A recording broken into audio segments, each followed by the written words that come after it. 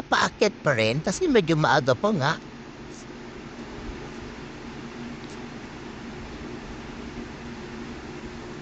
Marami pa rin umaakyat, no? Kasi maganda talaga umakyat dito.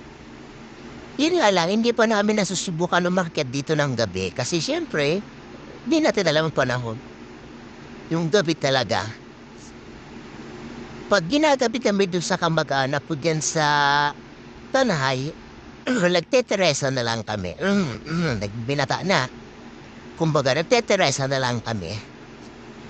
Dito kami dadaan sa umaga, tapos pag pabalik na, doon na kami madadaan sa Teresa.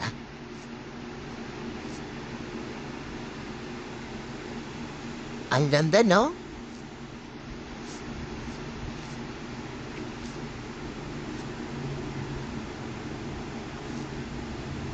Sabi ko nga sa commander ko, may tricycle na pala rin kang umaakyat. Siguro private naman yun. Kahit naman sino pwede mamasyal dito, di ba? May mga nakabike nga eh. Dudoble ingat lang talaga pag pumunta dito.